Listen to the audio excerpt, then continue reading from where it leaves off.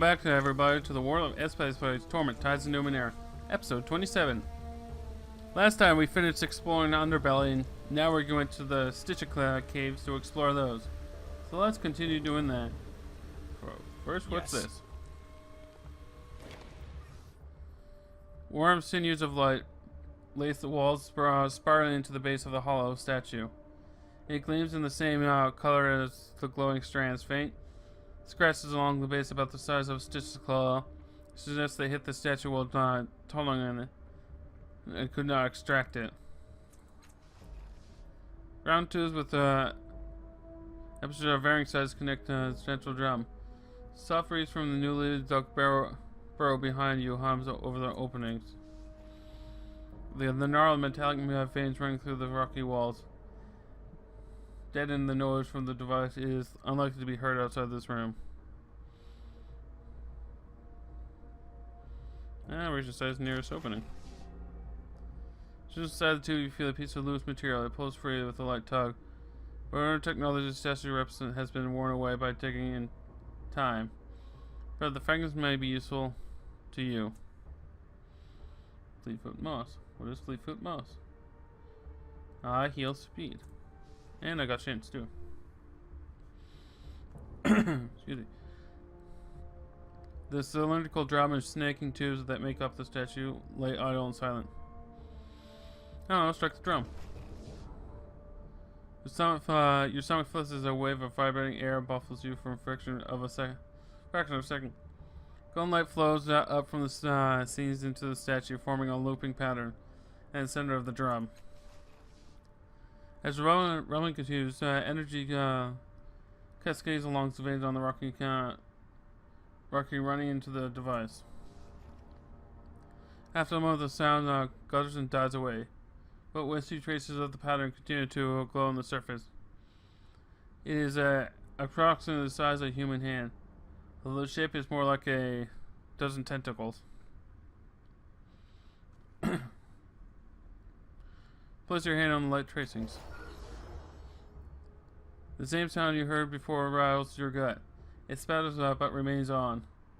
The acoustics having deteriorated over the millennia, though the sound is intermittent.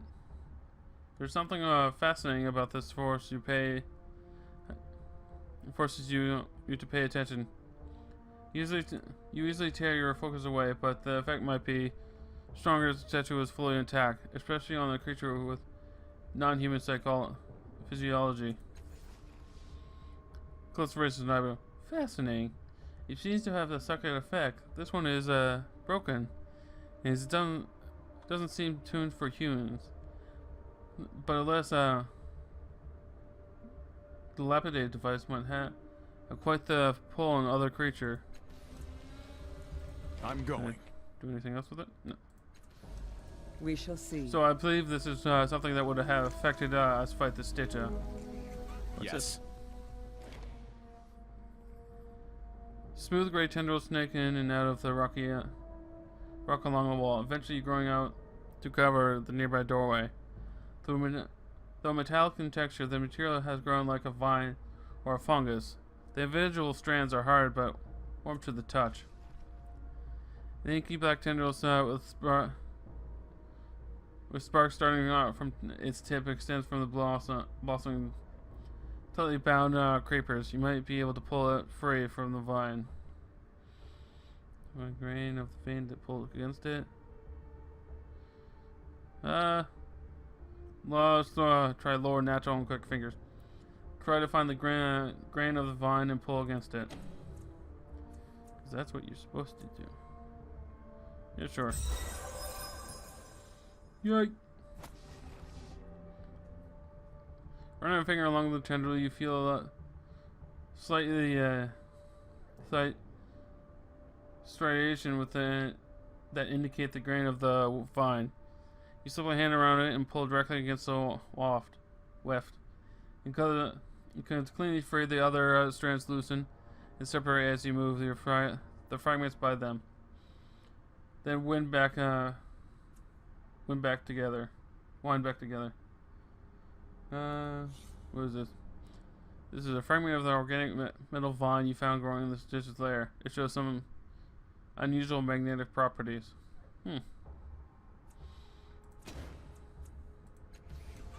Neat. I got a magnetic thingy. What's this?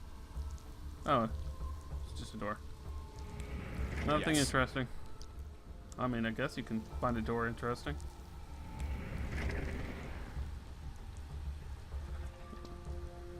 Yes. Happy to help. He's happy to help. What about you? Ready. I wonder if I can turn them all on. You want a job done right? Want a job done right? Make someone else do it. Yes. All right, here I go. Loot. I like loot. Money and brood's ears. What? When you insert this set of plugs into your ears, you can suddenly hear through ears of another being pulling out the earplugs. When you insert them into your ears, link you to a different visual. Overheard speech seems to be completely incomprehensible and alien each time, so the target individual are probably distant in space or time or both. Neat.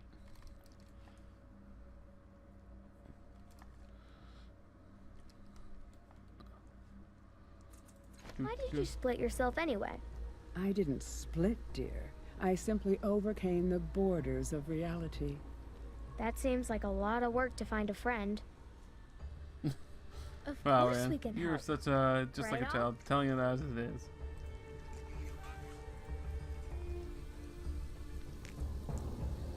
All right. This device is larger and more pristine than the other statues you found in these tunnels. Two round drums are driven deep into the stone floor. Traces of light swirl into dizzying patterns across the surface, nodding in and around each other in a tight gyrus. These glowing threads are similar to the ones in the other statues you've seen, but much more complex. An almost inaudible hum permeates the air around the machine.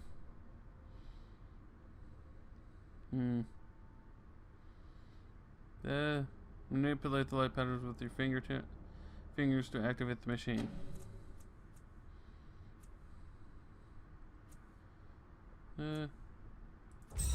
Aha. Great success. You slide your fingertips across the surface of both drums, drawing your strands of amber to the center. Shuddering energies build into the hollows of the statue. Your hand meets the burst of light. A burst of golden light erupts from the machine. For a fraction of a second, your mind is wiped clean, stunned. Memorizing sound. I am the very soul of action. Alright, cool. I mean, that didn't actually do anything for us, but continue turning these on for no reason other than I can. Absolutely. Also exploring for loot, which I just found. Woot. Yes. Loot. White glove. These 6-finger gloves are completely and utterly chromatic. Their singular lack of color is nearly hypnotic. Cool.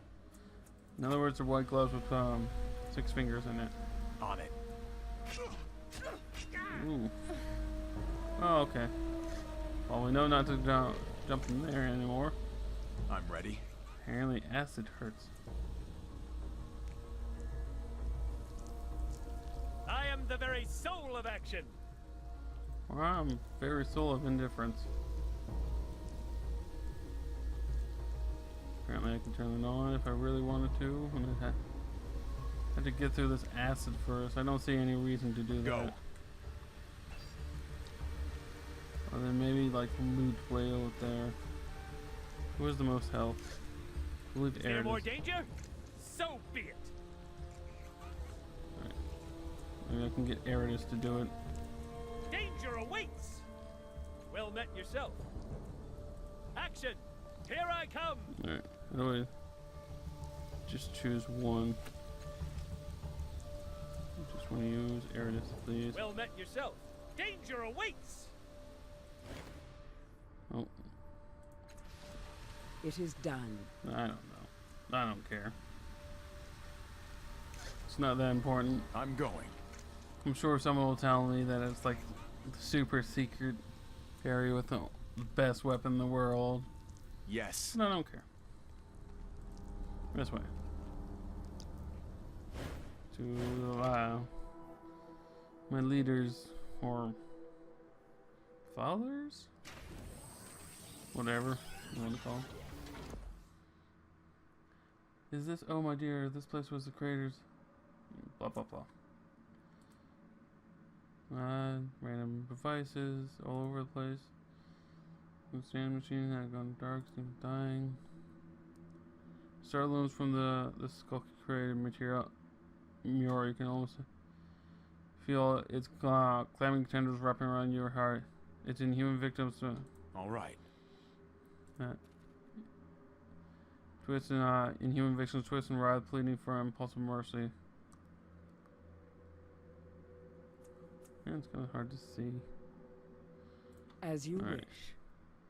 There's 1, 2, 3 devices I can use and loot. So we'll get some loot first. Got a whole bunch of shins. Torment singing thorns. The pages of the ancient heavy book rustle as if waiting to be turned. It casts off tattoo is inscribed into the title page. Someone has attached a much newer tag to the binding which reads exclusive property of Finlandia and Storissa booksellers. Oh, I finally found the book that those people were looking for. Do I use it? Yeah, use it. Fuck it. Use it? Oh, I can't use it. Healing sword? How the hell does a healing sword work? 8 physical damage, 4 damage per effect. That's actually a good sword. Intellect. That's just for healing, and this is a light range sting charger. 4 energy, 3 damage per effect. What light weapon bonus? 15% on weapon attacks. I'll remember that. Hold on. I think that's better than I wanna. Just 350. Yeah. So better gun for me. And is the sword better than his? 8 physical damage, 2 damage per effect. 8 physical damage, 4 damage per effect. 4 hit points of a health on wheeler. Ah, excellent. This is a much better sword than I have on him right now. Alright. So I upgraded my weapons. That's good. So I guess we just start clicking on these random devices to see what they do. Right. This device looks like it was once part of some large device or network. Excuse me, of devices. I've been in the rock beneath the city. Thick cables disappear into holes in the wall. The machine gives off a low hum just at the edge of your hearing. Try to figure out how the machine works. Touching the edge surface reveals the display interface, but it seems unresponsive to your gestures and commands. The display does show a vast network of other devices that most must be connected to. If you're reading it correctly, there is a vast array of machines and engines operating somewhere underneath the city. This interface might control them. How to use the interface? You poke it, swipe it, yell at it, speak gently to it, but the interface is completely unresponsive to your commands. Alright, so can't use this just yet. What about this Ready. one?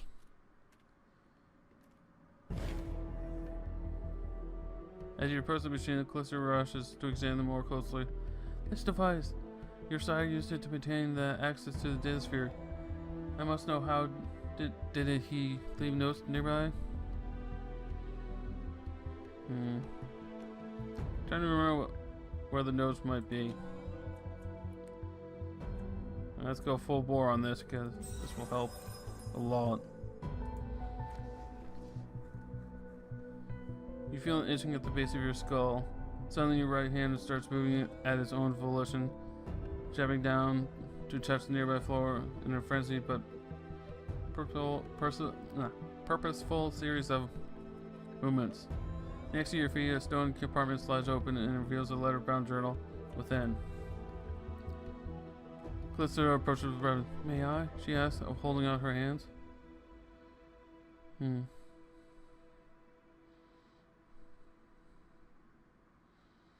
Of course, it must be more useful to you than to me.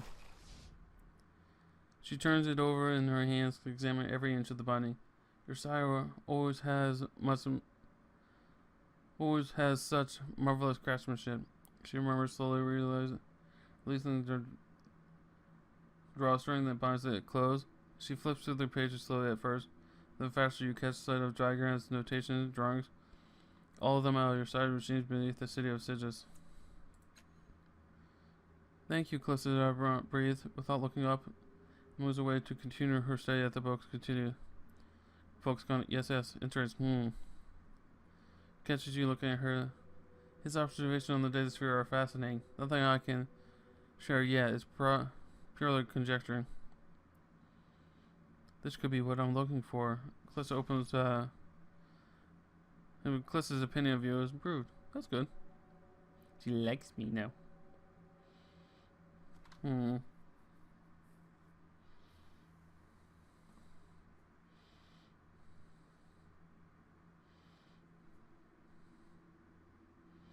Even so, please be careful. Accessing the full, unrestrained data stream might be dangerous for you.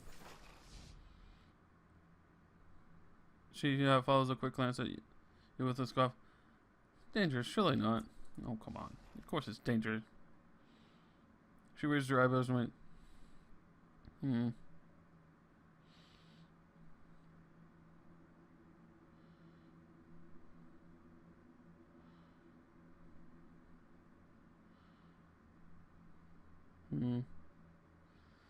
You know anything about the children of the Endless Gate? Scant little, I'm afraid. I've only heard that there's a splinter segment of the Dundra who have sworn war on their compatriots, referring to make corpses rather than preserving the memories of those who died by other means. I spoke with one once, but she was less than forthcoming with the revelations provided by her faith. Many would cast them as incurably mad, but that is simply a matter of perspective. Some cast me in the light after all. Can you tell me anything about that on this gate? Only that it's at the heart of the beliefs of the children, whether they were ever able to open the gate or not. It maintains a solemn expression, but she echoes behind her laugh and full faces. She follows her gaze and frowns. At least I retain an opinion in mind toward the myriad possibilities this world may provide. I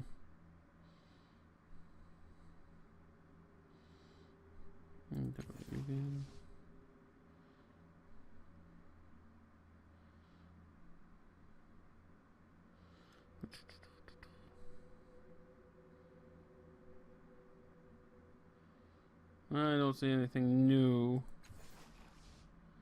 on those two. Tell me again how you're feeling. Just curious what her mood is. When two great minds complement each other, there's nothing they can't be accomplished. So it is with you and I. Oh, she likes me. That's good.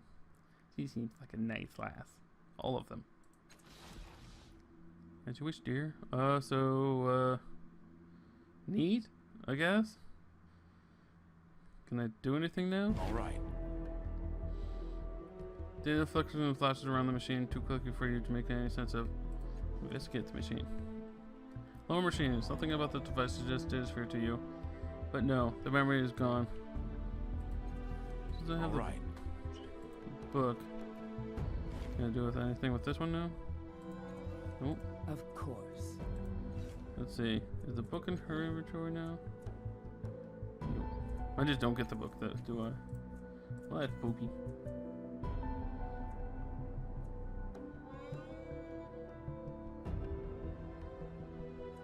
No. No books. I guess I use Without these doubt. mirrors then.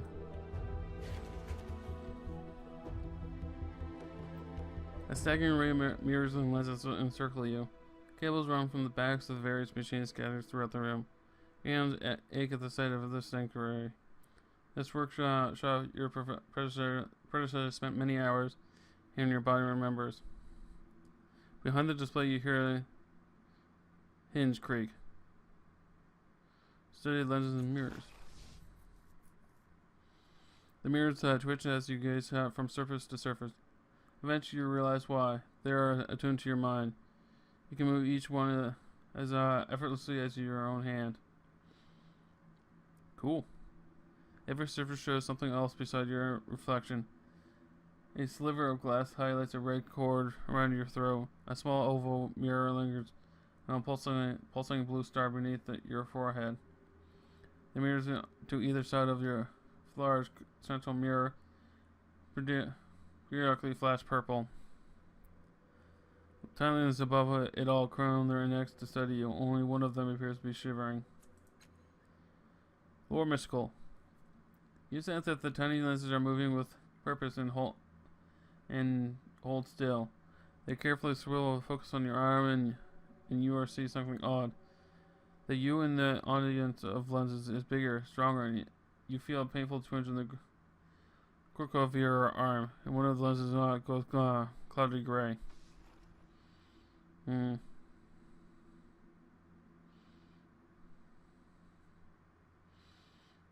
a whole bunch of things I can do. Reach for the shivering lenses. You raise your hand and the tiny lens bend toward it, then flinches away, and there's a soft boing, but not before you catch a glimpse of something small and shapeless moving inside. Is the mirror moving, or he sets his eyes shut? Never mind, don't tell me. You turn your attention back to the mirror.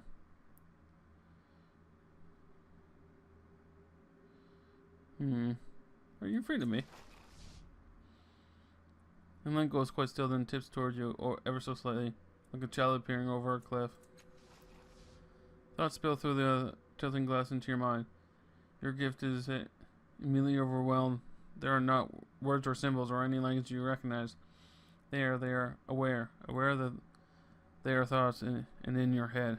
At the moment of this realization, they awaken within your mind, reorganizing your thoughts into images and communicate that the creature in the glass is thinking.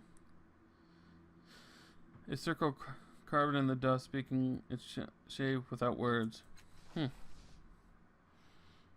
And inside the glass, tendrils of thick liquid stream from the corners of the lens, cooling thread by thread into a perfect vibrating sphere. And seeing it, it sees you, and smashes itself against the glass, turning it utterly black. What an odd little device, she murmurs. I've never seen its like. Crack. A jagged white line appears in the upper corner of the lens, tracing alongside the surface like a breaking wave. You blink. When you open your eyes, an instant later, the lens is gone. All that remains is an empty frame. Oh, it's gone. That's disappointing. Yet, something has changed in your mind. You hear whispers too distant to understand. You feel their presence swelling within, filling in the alignment of your tides. You hear a voice speaking a single word that echoes across the labyrinth, calling to you. Om. I'll remember that. Alright, so something happened in the labyrinth of my mind. I'm going. Move the silver mirror that shows a red band around your neck. Mentally, you jostle the mirror and feel an invisible noose close around your throat and tighten. Guess you sink your tears falling to your side. As your vision not goes dark, you realize that if you survive this death, you found a shortcut into the labyrinth. How convenient. I'm faltering. I'm hurt. He's dead, Jim. So I guess I can go talk to my mind now.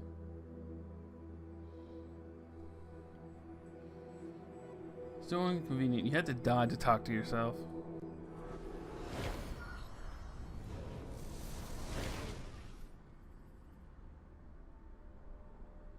Can't say I expect he's back.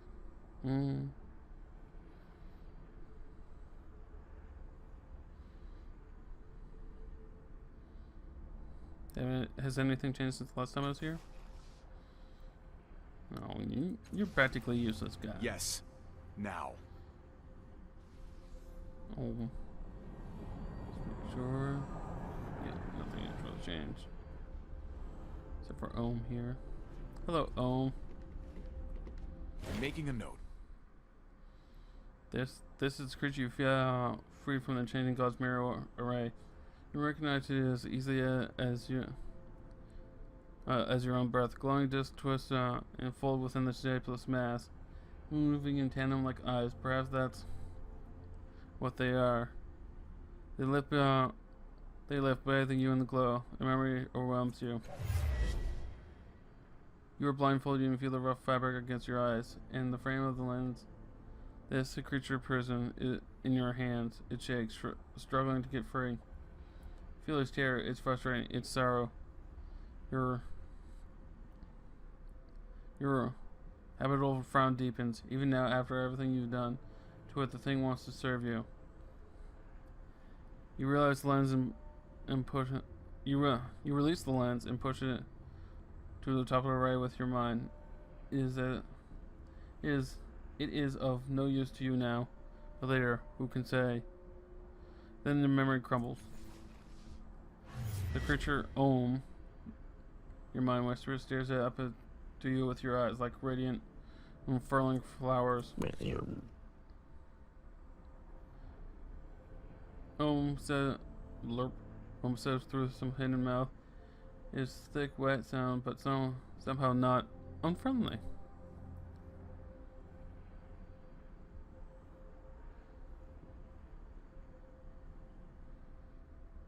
How do you end up in my head?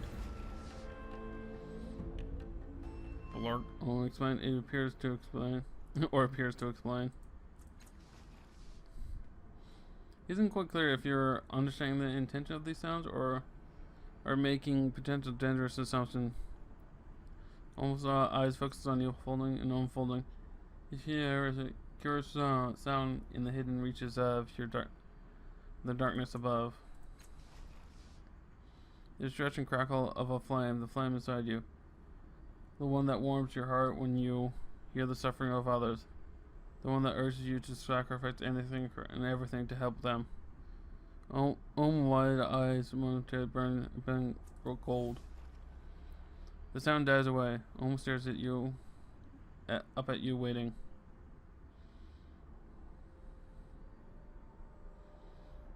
What was that sound I heard when you looked at me before? Why did your eyes change color?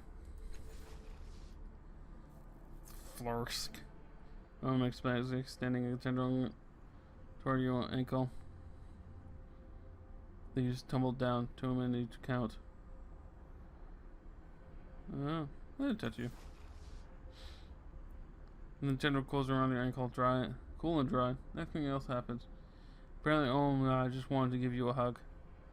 Ohm eventually throws the tendril and taps your foot, and absorbs the delicate limb back into its body with a quiet porp. What kind of creature are you anyway? For a while, Ohm doesn't say anything at all and merely looks at you. Just then, you think it isn't going to run at all. A ball appears in the center of the shifting body, divides into 2. The merge again split and become 3. Then merge to become 4. Merge in 5. Soft light swells from each of the bubbles into the air, colors of the tides. Without warning, the bubbles launch into the whirling, spinning dance, moving too fast to track. As you watch, the glowing lines become a perfect circle. A calm, a shape that hurts your eyes of a vortex. Abruptly, the 5 bubbles pop, and the only light in Ohm's body are its luminous eyes watching you. Blark, it says, and falls silent. You're in a reflection, are you? Can you leave my mind with me? The sun was ticklish on space between your eyes. Images of what the people are. Images of the people already traveling with you flash through your thoughts. Nurse. Almost shyly, at least, its eyes contracting fold by fold. Streams creature doesn't want to join you when so many traveling with you already. Ah, so he can be a partner. So I can't just have a blob. Damn it, game! Why do you have to have so many cool characters to decide from? Make life difficult trying to just choose which one is the most interesting. I like all 3 of the ones I have already. I might just let Ohm stay in my head. I'm back. Come back to pay life a visit? I knew you would. Yeah, this is so fun. Alright, so I'm going to end the episode here because it's time. So until next time, remember to brace in chaos or you'll go mad. Bye.